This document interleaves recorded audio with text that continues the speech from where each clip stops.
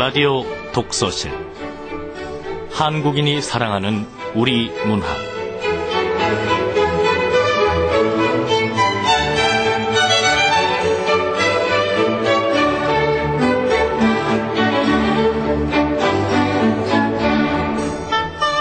안녕하세요. 아나운서 김경란입니다.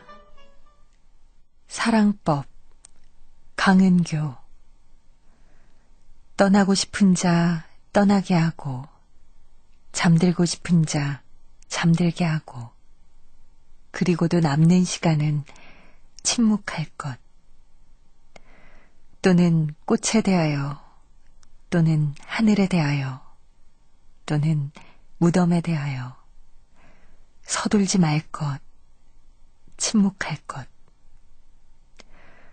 그대 살 속에 오래전에 굳은 날개와 흐르지 않는 강물과 누워있는 구름.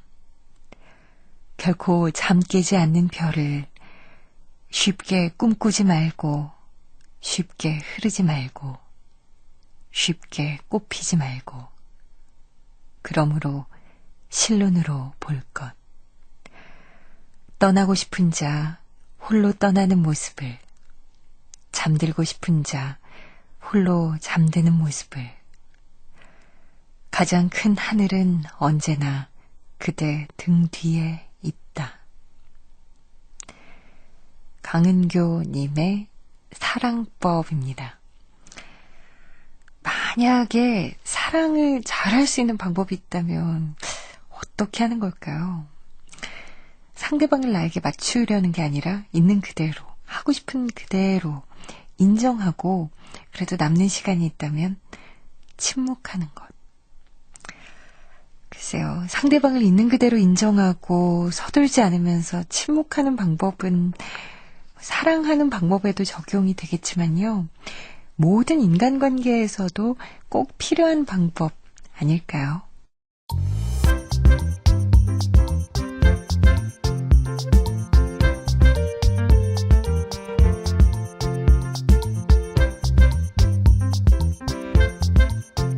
소리로 만나는 책 라디오 독서실. 한국인이 사랑하는 우리 문학을 김경란 아나운서와 함께 만나봅니다.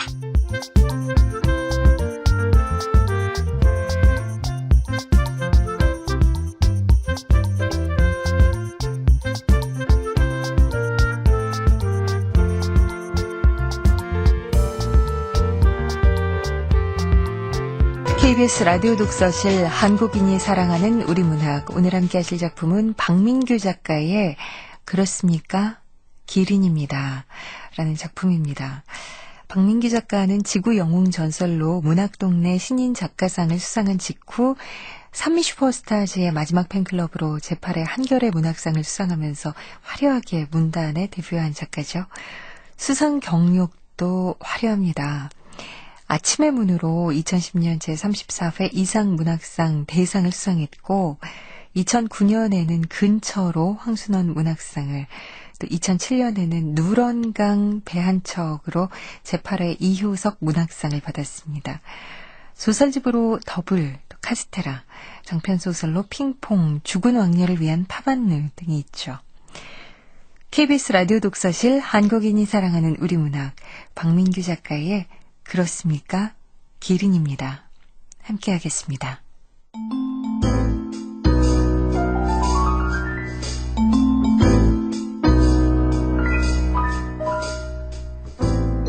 그렇습니까? 기린입니다. 박민규.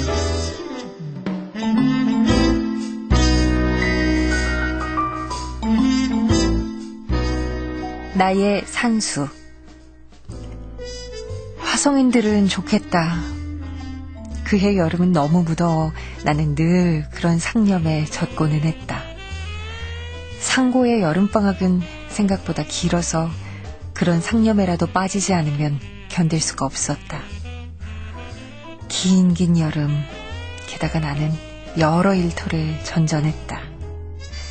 오후엔 주유소에서, 또 밤에는 편의점에서. 있으나 마나한 여자애들이 일터마다 있긴 했지만 있으나 마나 했으므로 지루하긴 마찬가지였다.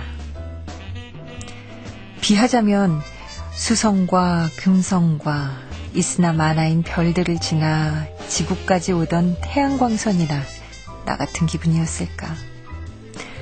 덥지도 않고 멀고 먼 화성.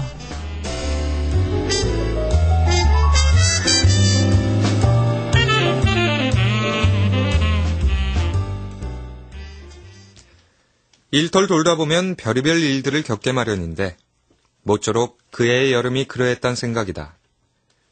주유소에선 시간당 1,500원을, 편의점에선 1,000원을 받았으므로 나는 늘 불만이 가득했다. 그게 그러니까 시작 때와는 달리 불만이 생기는 것이다. 편의점의 사장은 이러면서 세상을 배우는 거다. 2,000원씩 받고 배우면 어디가 덧나나? 뭐야? 그럼 당신 자식에겐 왜 팍팍 주는데? 이러면서 세상을 배우는 거라니까. 나는 못해도 2,000원 정도의 일은 하고 있다고 생각하거든요. 글쎄 1,000원이라니. 아휴, 덥기만 덥고 짜디짠 지구. 뭐하냐? 물건 정리해야지. 코치 형이 가게를 찾아온 것은 그 무렵의 새벽이었다. 어떠냐? 형! 어때? 좋아요. 안 좋아도 어떡해. 좋다고 말할 수밖에. 편의점 알바도 코치 형의 소개로 얻은 것이잖아. 이럴 땐 좋다고 밖엔 말할 도리가 없지. 잠깐만요, 형. 지역의 알바 정보를 한 손에 쥐었다고 할까? 아무튼 그래서 후배들에게 일자리를 소개하고 요모조모 코치하길 좋아하는 인물이었다. 이 얼마나 요긴한가. 나는 음료수 하나를 꺼내 그에게 건넸다. 이 음료수는 제 돈으로 사는 거예요? 알고나 드시라고요. 제 인생의 25분이랍니다. 한상이네. 승이라, 내가 지금 일하는 데는 사장이 꼴통이야. 오늘도 여자의 허벅지를 만졌지 뭐냐? 나 참. 그래도 되냐? 되고 말고를 떠나 허벅지를 만진다면 시간당 10,000원은 줘야 되는 게 아니야? 난 만지는 게 나쁜 게 아니라 고작 1,000원을 주는 게 나쁜 거라고 생각해. 적어도 나는. 그건 그렇고 너 푸시업 잘해? 푸시업이라뇨? 푸시업 팔굽혀펴기. 예, 잘하죠. 아주 잘해요. 코치 형이 뭔가 잘하냐고 물을 땐 무조건 잘한다고 대답해야 돼. 그래야 일자리가 생긴다는 건 기본 중에 기본이거든. 페이가 좋아. 시간당 3,000원. 뭐 대신 몸이 좀 힘들어. 3,000원이요? 시간당 3,000원인데 대신 몸이 힘들어. 앞뒤 잴 것도 없이 시간당 3,000원이란 말에 귀가 확 뚫리는 기분이었다. 내 주변에 그런 고부가 가치 산업이 존재하고 있었다니. 제의를 받은 사실만으로도 갑자기 확 고도 산업사회의 일원으로 성장한 느낌이었다. 대신 몸은 좀 힘든데 그래도 해볼래? 좋고 말고요. 비하자면 수성과 금성과 지구를 지나 비로소 화성에 다다른 태양광선이 바로 나 같은 기분일까? 있으나 마나에 받으나 마나, 지구여, 안녕. 그런 이유로 나는 푸시맨이 됐다. 그게 몸은 좀 힘들어도 좋은 점은 전철 공짜로 탄다는 거, 그러니까 팔힘 세진다는 거, 게다가 다른 알바에 전혀 지장 없다는 거. 예. 이를테면 여기 편의점 알바 마친 다음 슬슬 여기 나가서 그 한 달까지 하면 그만이란 거지. 깔끔해. 그리고 그 공사 소속이니 지불 확실하지. 운동되니 밥맛 좋지. 그러니까 그 잠 잘 자고 주유소 알바까지 계속 할 수도 있고 말이야. 그러니까 형, 요는 짧고 굵게 번다 이거군요. 짧고 굵게? 뭐 그런가? 그런 식으로 생각하면 그러네. 어? 코치 형이 어리둥절한 표정을 지었지만 확실히 그런 식이라고 나는 생각했다. 그것이 나의 산수다. 웃건 말건 세상엔 그런 산수를 하며 살아야 하는 사람이 있다. 있게 마련이다.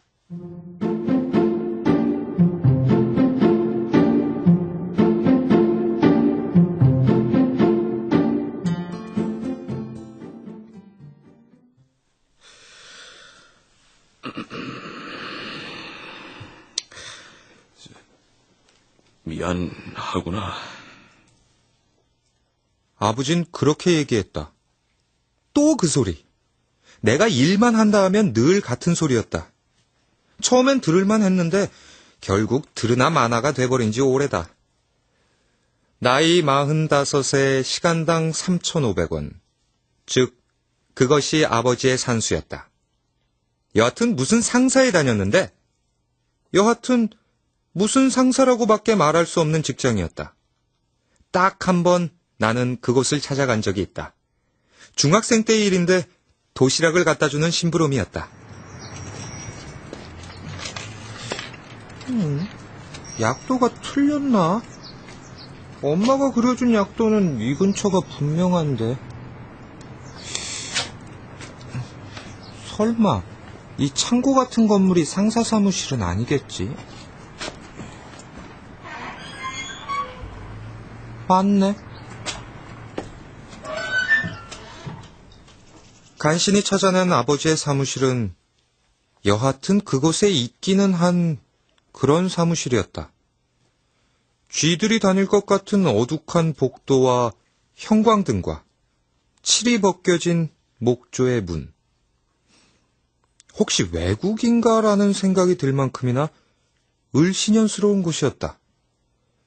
문을 열고 들어서자 꼬박꼬박 도시락만 먹어온 얼굴의 아버지가 가냘픈 표정으로 사물을 보고 있었다.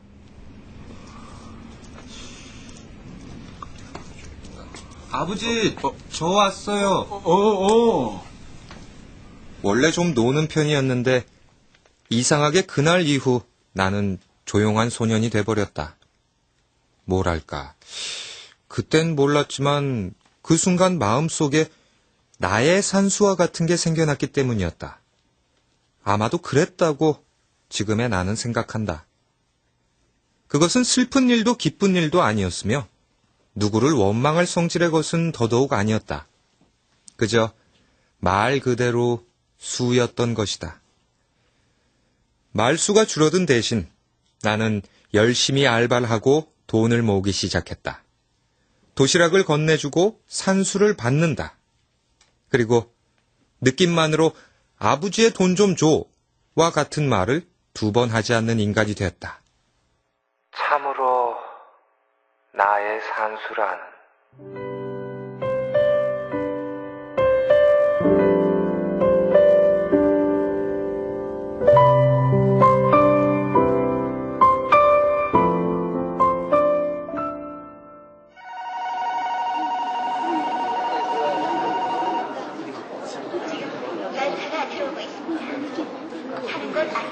승객 여러분들은 안전선 밖으로 물러나 주셔야겠지만 그게 될 리가 없는 것이다.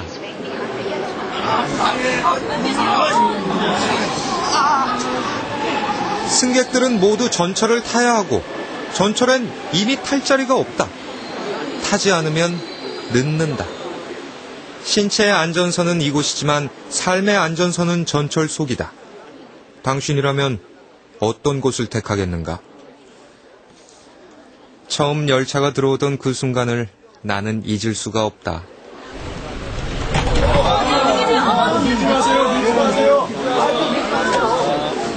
그러니까 열차라기보다는 공포스러울 정도의 거대한 동물이 플랫폼에 기어와 마치 구토물을 쏟아내듯 옆구리를 찢고 사람들을 토해냈다. 절로 신음이 새어나왔다. 뭔가 댐 같은 것이 무너지는 광경이었고 눈과 귀와 코를 통해 머릿속 가득 구토물이 차오르는 느낌이었다. 야, 승희야!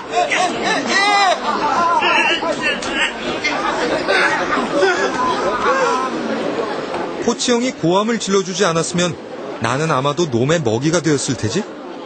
정신이 들고 보니 놈의 옆구리가 흥건히 고여있던 구토물을 다시금 빨아들이고 있었다. 발전이라도 일어날 기세였다.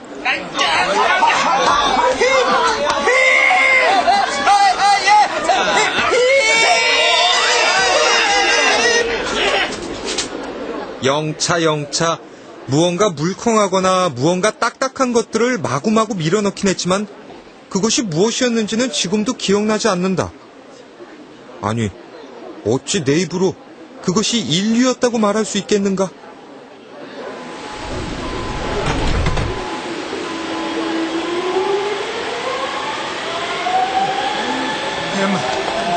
정신 차려. 너 다리 왜 그렇게 떠냐? 그게... 저 사람들 사람이라고 생각하지 마. 화물이나 뭐 그런 걸로 생각하란 말이야. 알았지? 예. 알겠지? 어?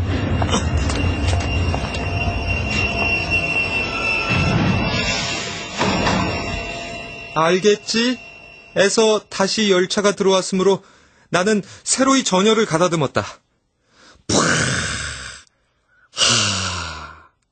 의정부 행이었던 두 번째 열차는 아마도 2배의 사람들이 쏟아져 나오는 느낌이었다. 이건 마치 전 인류가 아닌가?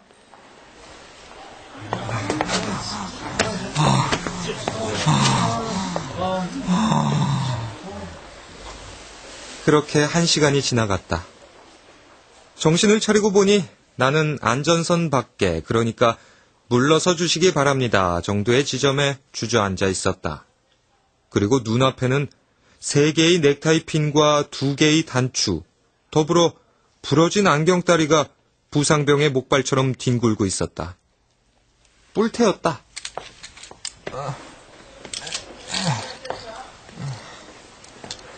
인류의 분실물들을 수거하며 나는 비로소 온몸이 땀으로 젖고 있다는 사실을 알 수 있었다. 그러니까 화성인들은 좋겠다. 참 좋겠다.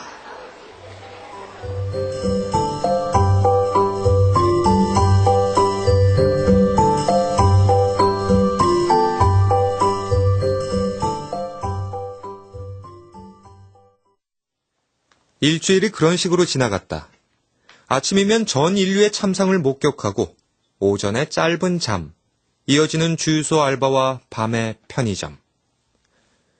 온종일 머리, 어깨, 무릎발이 아프더니 다음날엔 머리, 어깨, 무릎발, 무릎이 아팠고 그 다음날엔 머리, 어깨, 머리, 어깨, 무릎, 귀, 코, 귀까지가 아프다고 할 정도로 온몸이 아파왔다.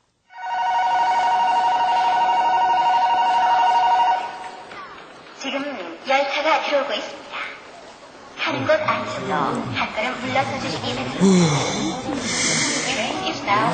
이건 시간당 3만 원은 받아야 하는 거 아니야?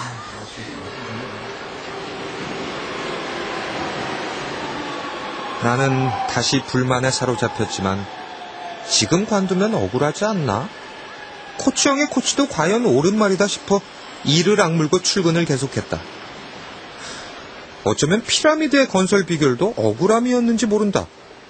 지금 관두면 너무 억울해. 아마도 노예들의 산수란 보다 그런 것이었겠지.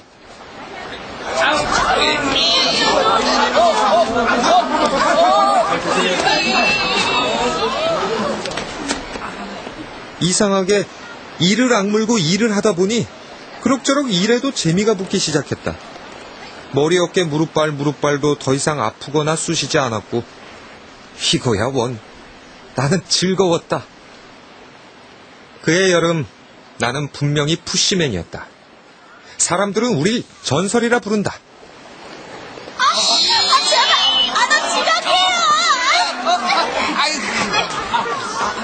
가능한 등이나 어깨를, 즉 여성의 몸을 함부로 밀기가 아직은 곤란했던 무렵이었다. 그래서 머뭇 그만 2대의 열차를 놓쳐버렸다.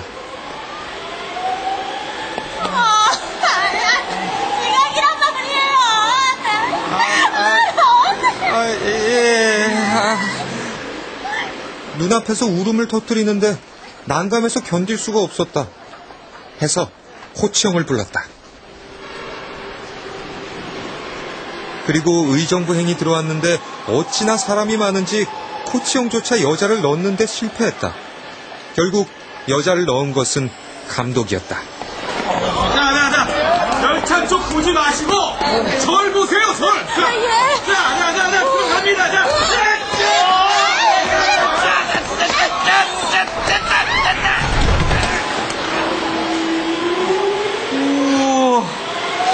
감독님 대단하세요. 야, 잘 들어. 남자는 앞을 보게 해야 잘 들어가고 여자는 돌아서게 해야 잘 들어가. 알았지? 왜 그런 겁니까?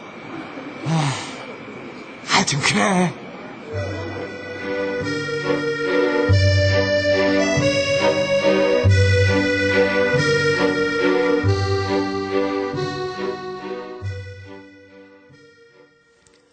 (8월이) 되면서 점점 이력이랄까? 그런 게 붙기 시작했다. 물론 대우가 좋아지고 다들 나의 근성을 인정하는 분위기라 어려움은 덜했지만 정작 어려운 문제는 그런 것이 아니었다. 물론 돈도 좋지만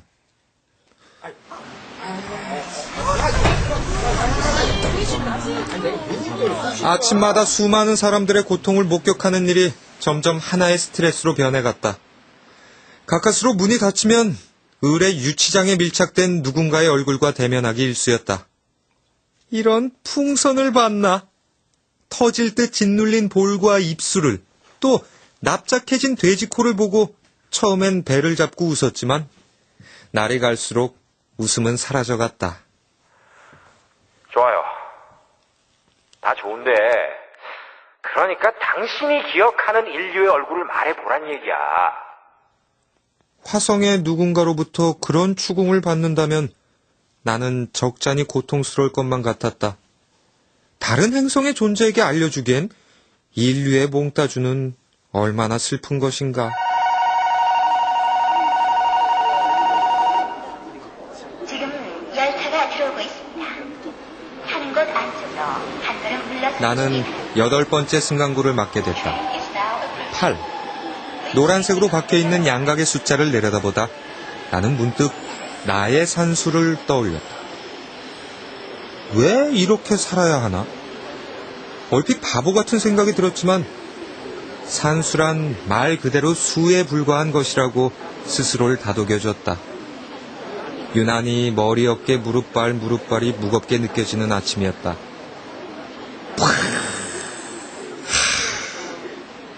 그리고 여전히 열차가 들어오고 문이 열리고 누군가가 압력에 의해 튕겨나왔는데 그런가 했는데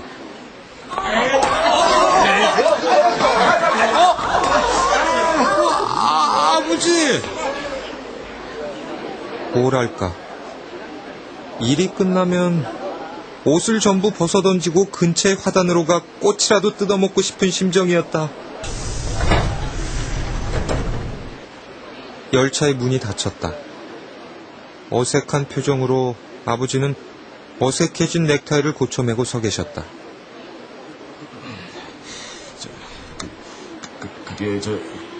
그러니까 그리고 잠깐 넥타이를 맬 만큼의 짧은 시간이, 그러나 절대 풀리지 않을 매듭으로 우리 둘 사이를 엮으며 지나갔다. 그것은 무척 이상한 체험이었다. 매듭의 바깥은 더없이 소란스러운데 아버지와 나 사이엔 우주의 고요 같은 것이 고여드는 기분이었다. 고요 속에서, 그러나 눈을 못 마주치는 우리의 결계를 넘어 또다시 안내방송이 흘러나왔다.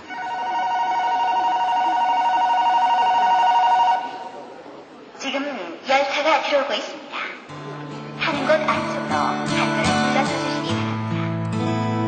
Train is now...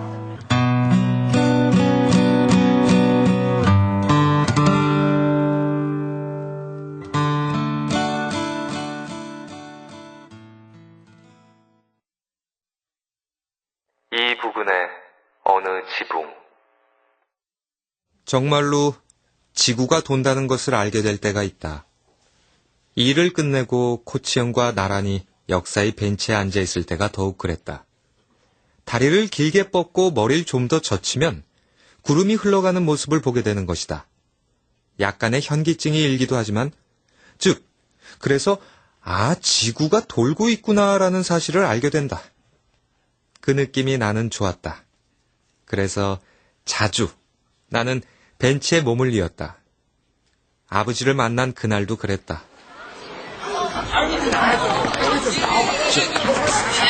승희라, 이번에는 해야 한다. 저리 비켜봐.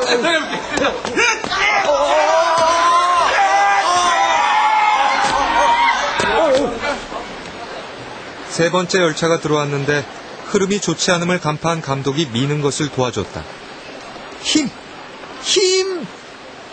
물론 그 화물이 나의 아버지임을 알 리도 없었지만 너무 거침없이 머리를 누르고 막 등을 팔굽으로 찢고 밀고 그랬다. 들어간다.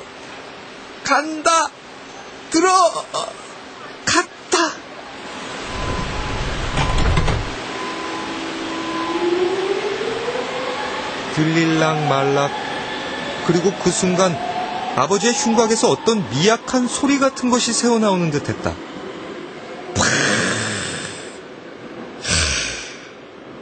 하지만 흉곽으로 닫아 열차는 자신의 폐부 속에 아버지의 소리를 가두었고 나는 더 이상 그 소리의 정체를 확인할 길이 없었다. 오늘도 수고했다. 형, 지구가 돌고 있어요. 그러냐? 마실래? 예.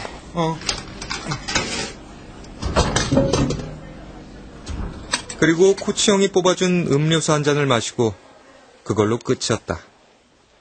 그 후로 제법 자주 나는 아버지를 보게 됐다. 서서히 서로에게 어떤 면역이 생겨나기도 했지만 어떤 면역이 생겨도 자체가 즐거울 리 없는 만남이었다. 나는 때로 제대로 아버지를 밀어넣기도 했고 그건 방학이 끝나갈 무렵이었고 그런 날이면 언제나 음료수를 뽑아 마셨다. 저 멀리 구름은 흘러가고 나는 목이 말랐다.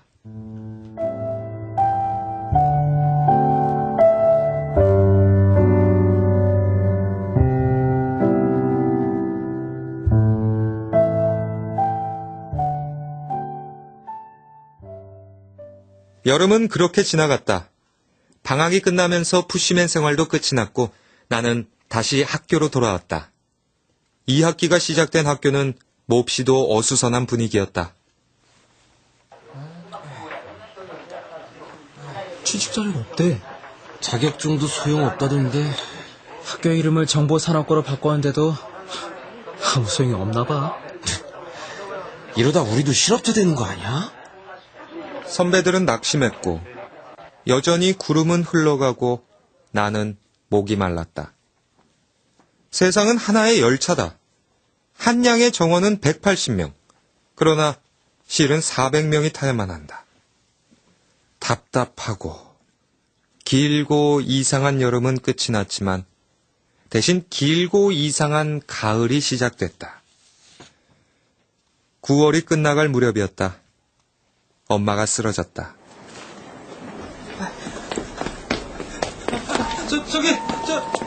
응급실! 승희라, 여기다. 아버지, 엄마는요? 일단 응급처치 끝냈다. 이 상가 청소일을 너무 오래 했나 봐. 과로인지 뭔지 쓰러졌댄다. 그래서요. 지금은 어떤데요? 곧장 병원으로 옮겼는데 왜 그런지 신경인지 어딘지 많이 나빠졌댄다. 누가 그래요? 의사가 그러더라. 신경인지 어딘지 나빠질 만큼 나빠졌다고? 검사를 계속 해보잔다. 의사란 사람이 그렇게 말했으니 검사를 계속 해야겠죠? 그래. 검사를 계속 해야겠지. 사라질 엄마의 봉급, 여전한 할머니의 약값, 발생될 엄마의 치료비. 아버지의 눈동자가 그토록 잿빛이었단 사실을 그때 처음 알았다. 불 꺼진 병원의 비상계단에서 나는 코치형에게 전화를 걸었다. 해서 나는 1교시를 빼먹는 학생이 됐고 덕분에 다시금 푸시맨 일을 하게 됐다. 나는 다시 전 인류의 물결을 감당해야 했고 그 속에서 마치 부유하는 미역줄기와도 같은 아버지를 대면하기 일쑤였다. 맞다. 내 정신 좀 봐. 아버진 그때 점심을 어떻게 했을까? 굶은 걸까? 즉, 도시락의 무게만큼 가벼워진 아버지를 나는 밀고 또 밀었다. 그 가을의 찬바람 속에서 내 손에 밀리던 아버지는 때로 웅크렸고 때로 늘어졌으며 때로 파닥이는 그런 느낌이었다. 문득 아침바람 찬바람에 울고 가는 저 기러기.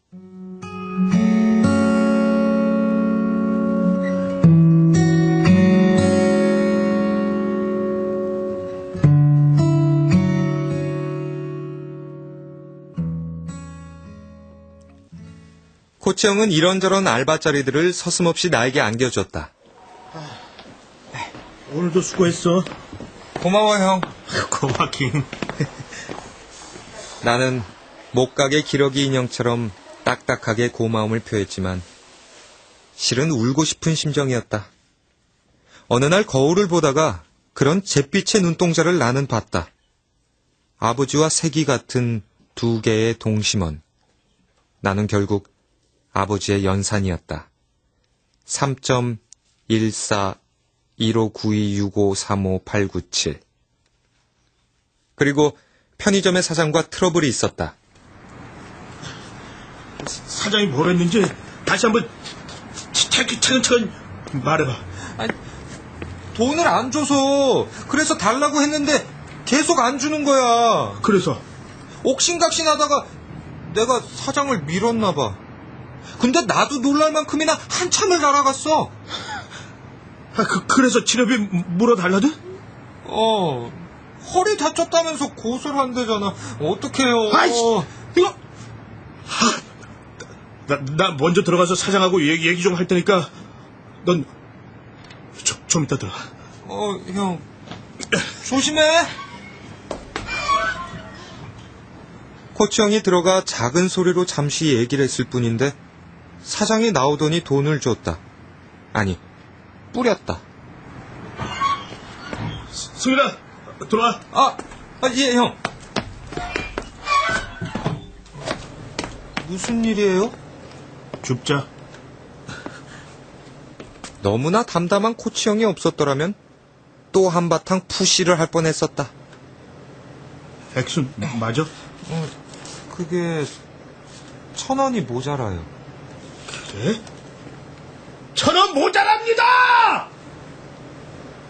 이상하게 그날 아침 나는 아버지를 아주 거칠게 그렇게 밀었다. 부끄럽지만 그런 기분이었다. 승희라, 잠깐만. 잠깐만, 아주 잠깐만. 아버지, 잘 다녀오세요. 아버지의 신음이 내 귓속을 비집고 들었지만 이상하게도 아무런 느낌이 없었다. 재밌는 얘기 해줄까? 재밌는 얘기요? 네? 2교시도 빠지죠, 뭐. 그래, 여기 앉자. 내가 본드 한참 할 때 갑자기 내가 지붕 위에 이렇게 붕 떠 있는 거야. 지붕이요? 어느 지붕이요? 어느? 뭐, 이 북은 어느 지붕이겠지? 이 북은 어느 지붕이요? 그렇습니까? 기린입니다. 금성인들은 좋겠다. 그해 겨울엔 혹한이 닥쳐 나는 늘 그런 상념에 적고는 했다. 긴 겨울, 여전히 나는 여러 일터를 전전했다. 그렇게 말해도 괜찮습니까? 금성의 누군가로부터 추궁을 받는다 해도 과연 나는 그렇게 말할 수 있다. 조금씩 열차는 흔들렸고 조금씩 마음도 흔들렸다. 삶은, 세상은 언제나 흔들리는 것이었다.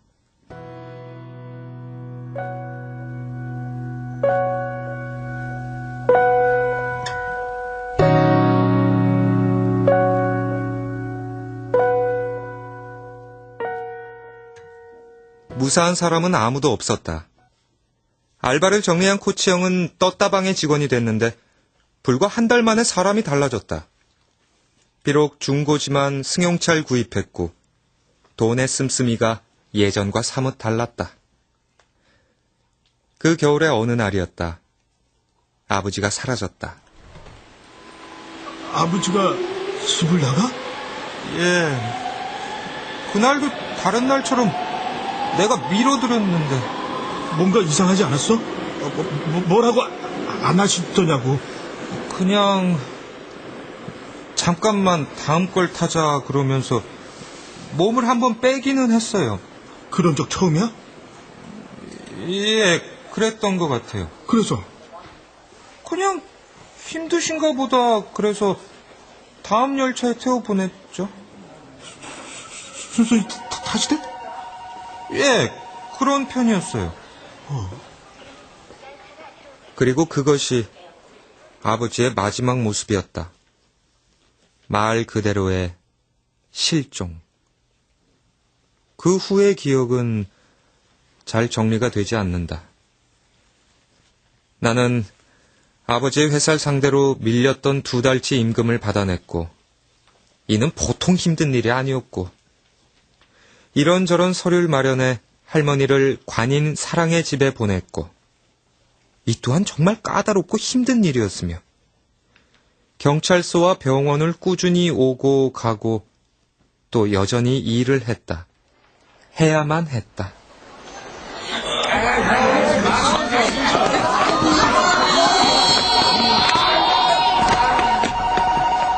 삶은, 세상은 언제나 흔들리는가. 그렇게.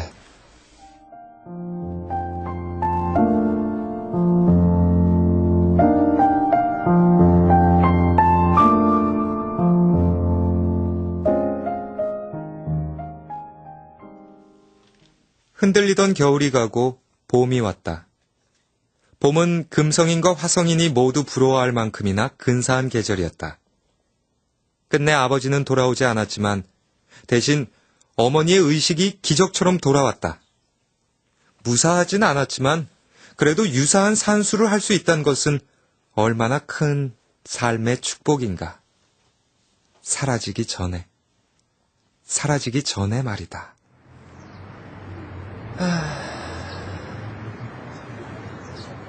봄이 얼마나 완연한 날이었을까.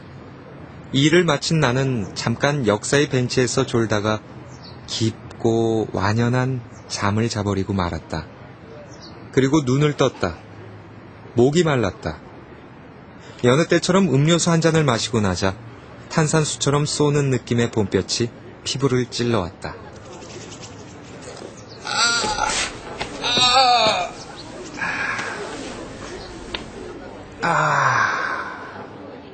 마치 기지개처럼 나는 다리를 뻗고 고개를 젖혔다. 여전히 구름은 흘러가고 지구는 돌고 그리고 다시 고개를 들었는데 건너편 플랫폼의 지붕 부근에 떠있는 이상한 얼굴 하나가 눈에 들어왔다. 저것은 설마...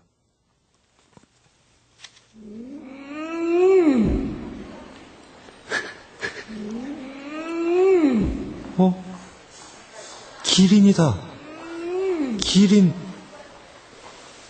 기린이 양복을 입고 여기저기 돌아다니네. 가만. 설마 저 기린이 혹시 아버지?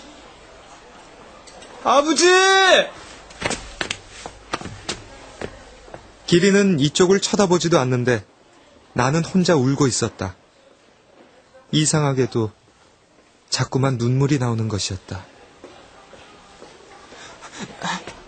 아버지! 아버지 맞죠?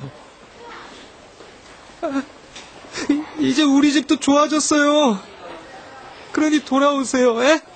걱정 안 하셔도 된다니까요.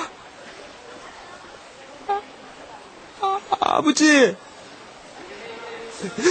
그럼 한마디만 해주세요. 에? 아버지 맞죠? 그것만 얘기해줘요.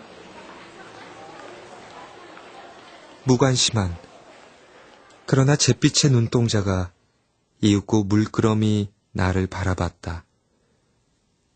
기린은 자신의 앞발을 내 손 위에 포개더니 천천히 이렇게 얘기했다. 그렇습니까? 기린입니다.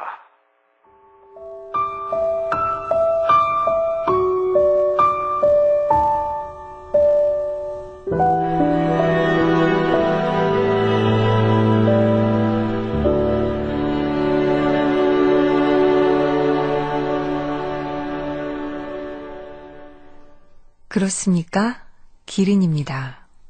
마지막 문장이 이 작품 제목으로 끝이 났습니다. 도움 말씀 주실 분 나와주셨습니다. 문학평론가 강유정 씨 모셨습니다. 어서 오세요. 네, 안녕하세요. 네, 자 저희가 그렇습니까? 기린입니다. 작품 함께 만나봤는데요. 끝부분에 이제 이 작품의 화자인 나가 건너편 플랫폼 그 지붕 부분에 떠있는 기린을 보게 됩니다. 그러면서 이 기린이 아버지가 아닌가 이런 생각을 하는데 아니 갑자기 기린은 어디서 나타났고 이 정체가 뭔 건가요? 네, 사실 이 작품이 실려있는 작품집 제목이 이제 카스테라라는 작품집입니다. 근데 그 책을 보시면 알겠지만 책 표지에 이거 사람 얘기임에도 불구하고 너구리도 있고요, 오리도 있고요, 기린도 있고요, 개복치도 그려져 있습니다. 그 직접 박민규 작가 그린 거라고 하는데요. 이 기린입니다 뿐만 아니라 다른 그 소설집에 실려있는 다른 소설을 보면 갑자기 너구리도 등장하고요, 실제. 그리고 옆 친구가 점점 너구리가 돼가는 과정을 목격하기도 하고요. 그리고 지구 밖으로 뿅 여행을 갔는데 지구가 개복치 모양처럼 보여지기도 합니다. 네. 이런 황당한 사건들이 계속 일어나고 있는데요. 우리가 흔하게 이제 소설을 읽을 때 말이 된다라는 그런 감각이 있잖아요. 그렇게 보자면 참 말이 안 되는 상황들이죠. 지금 방금 말씀하신 갑자기 기린이 플랫폼에 나타난다. 그러니까 전철역이죠. 전철역에 나타난다라는 자체도 말이 안 되지만 더 중요한 거는 이 주인공인 인물이 사실은 저 기린은 아버지다라고 알아본다라는 거예요. 그러게 말이에요. 중요한 건 앞부분에 사실은 아버지가 여러 차례 묘사가 됩니다만 우리가 지금 흔히 많은 영화와 문학에서 그려졌던 그런 아버지예요. 아버지로서의 어떤 위치나 위험이라고는 좀 찾아보기 힘들고 직장에서도 아버지가 어떤 한 개인으로 그렇게 대우를 받지 못한 아버지인데 오히려 이렇게 기린처럼 엉뚱한 모습으로 눈에 띄었을 때 주목을 받게 되는 그런 인물이라고도 할 수 있겠고요. 기린이 됐다라고 하면 좀 이를테면 동물이 됐다라고 표현할 수도 있겠고요. 이런 아버지라는 존재 자체가 좀 불쌍해진 그런 존재가 됐다라는 여러 의미가 이 기린이라는 이 이름에 포함되어 있지 않을까라는 생각이 듭니다. 아, 그래요. 근데 이 작품에도 박민규식 농담 뭐 이런 표현 많이 하잖아요. 그런 박민규식 농담이 깔려있다고 하는데 이 작품이 주목을 받는 이유는 뭘까요? 첫 번째는 아마도 이제 아버지에 대한 어떤 치근함이라던가 아버지 세대에 대한 죄송함 혹은 미안함 같은 것들을 표현하는 방식이 여러 가지가 있을 것 같아요. 좀 직설법으로 아버지의 마음을 그려내는 그리고 그 눈물로 이렇게 이어가는 몇몇 소설들도 있죠. 그렇게 직설법으로 얘기하는 방법이 있겠고 영화로 예를 들자면 뭐 우아한 세계처럼 아버지란 인물을 한없이 좀 이렇게 재미있고 희화적인 인물로 그려내는 방법도 있을 거예요. 혼자 라면을 끓여 먹으면서 쓸쓸하게 하지만 웃기게 묘사할 수 있겠지만 박민규식 농담이라면 어떤 이렇게 포즈를 취한다거나 혹은 너무나 진중한 모습을 가지 않고 툭툭 던지듯이 가볍게 하지만 진지하게 다가가는 태도들이 좀 깔려 있다고 보여지고 있는데요. 이 주인공 역시도 사실은 아버지보다 젊긴 하지만 이 사회에서 뭔가 제대로 자리를 잡고 이를테면 직장을 갖고 사대보험이 되는 그런 탄탄한 직장을 가진 인물이라기보다는 좀 사회에서 좀 겉도는 인물로 그려져요. 그래서 자기가 학교를 다닐 때까지만 해도 잘 몰랐지만 막상 이렇게 겉도는 인물이 돼서 보니까 지금까지 아버지는 이 긴 세월 동안 우리 가족을 이끌고 살아가기 참 고단했겠다는 생각을 하면서 그 순간 갑자기 아버지가 대단한 존재가 아니라 기린처럼 어슬렁어슬렁 존재하는 모습을 보여주면서 아마 독자들에게 모두 좀 질문을 던져주지 않나라는 생각이 들어요. 그렇다면 당신의 아버지는 어떠십니까? 라는 질문일 텐데요. 좀 이 소설 이렇게 말하면 어렵지만 그런 경험들 있잖아요. 막상 전혀 예상치 못한 곳에서 아버지를 맞닥뜨렸을 때는 왜 그렇게 아버지가 좀 초라해 보이는 경험들이 누구나 있잖아요. 네. 집에 왔을 때 아버지랑 이거는 그 가족이라고 하는 그 구성원들을 낯선 곳에서 우연히 만나면 늘 느끼게 되는 경험이 아닌가라는 생각이 드는데 친구를 만나면 반갑지만 의외로 길거리 횡단보도 건너편에 서 있는 엄마나 오빠를 보게 되면은 이상하게도 좀 안쓰러워 보이는 그런 체험들이 있을 텐데 그 안쓰러워 보이는 마음을 박민규식 농담이기도 하고 박민규식의 어떤 문학적인 체험이겠죠. 그냥 아버지를 플랫폼에서 봐서 낯설었습니다라고 말한다면 우리같이 평범한 사람들이었지만 아버지를 봤는데 기린입니다라고 얘기한다면 그게 아마 작가가 달리 보는 시선과 표현이 아닐까 싶은데요. 좀 그런 어떤 상태가 아니었을까라는 생각이 듭니다. 네. 박민규라는 작가는 2000년대 한국 문단에서 정말 주목받는 작가 중에 한 사람이라고 틀림없이 말할 수 있는데 박민규 작가의 어떤 점이 이렇게 주목을 받게 만드는 걸까요? 저는 그냥 단순하게 이렇게 얘기를 하고 싶어요. 한국 문학에 잘 등장하지 않던 여러 캐릭터들을 불러 모은 겁니다. 아까 그 카스타라 얘기할 때도 너구리나 오리배 이런 것들이 하늘을 날아다니는 정말 등장하지 않았던 인물들을 끌어들였지만 처음 이 박민규 작가가 한국 문에서 주목을 받았던 작품은 사실 3위 슈퍼스타즈의 마지막 팬클럽이라는 작품이거든요. 그렇죠. 그러니까 3위 슈퍼스타즈라는 역사에서 사라진 어느 정도는 사전적인 인물로 화석화된 그런 야구 구단을 등장시킨 것도 희한했는데 그들의 팬클럽이라니 이제 야구단도 사라졌는데 이렇게 영원히 사라졌을 것 같은 제3의 인물들, 이를테면 사각지대에서 안 보이는 곳에 있었던 그런 인물들을 우리 문학에 초청한 것이 바로 박민규 작가가 하는 가장 큰 일이 아닐까 싶은데요. 그건 지금도 여전합니다. 그래서 노인들이 등장하기도 하고요. 우리는 왠지 세상이 다 젊은 사람 위주로 돌아가잖아요. 그리고 뭐 또 치매에 걸린 자기 어머니 얘기가 등장하기도 하고 그리고 자살 직전에 어떤 남자가 등장하기도 하고 여러 인물들 우리가 잘 주목하지 않았던 인물들이 등장한다는 점에서 바로 박민규 작가의 어떤 그런 탁월한 선택 능력, 픽업 능력이라고도 할 수 있을 것 같네요. 네. 그래요. 어쨌든 박민규 작가는 앞으로도 참 변함없이 한국 문단을 이끌어갈 작가 중에 한 분인데 앞으로도 주목받는 작품 많이 발표해 주시기를 저희가 함께 기대를 해보고요. 강유정 씨 오늘 좋은 말씀 감사합니다. 잘 들었습니다. 네, 감사합니다. 지금까지 문학평론가 강유정 씨와 함께 박민규 작가의 그렇습니까? 기린입니다에 대해서 함께 이야기 나눠봤습니다. 알폰스 슈바이게르트의 책에 이런 구절이 있습니다. 책은 가장 지혜로운 노인이요, 가장 용감한 남자이다. 책은 어머니와 같은 여자요, 가장 사랑스럽고 어여쁜 처녀이다. 7권의 좋은 책만 가질 수 있다면 사람이 필요 없다. 요즘 여러 가지로 참 좋은 계절이죠. 공부하기 좋은 때는 꼭 또 놀기도 좋습니다. 이럴 때 책과 함께 한다면 여러분은 이 세상 모든 것과 함께 하는 겁니다. KBS 라디오 독서실 지금까지 박민규 작가의 그렇습니까? 기린입니다. 편이었습니다. 음악 김형진, 효과 안익수, 윤미원, 김기평, 기술 이흥규, 극본 서현이, 제작 서승표, 진행의 아나운서 김경란이었습니다.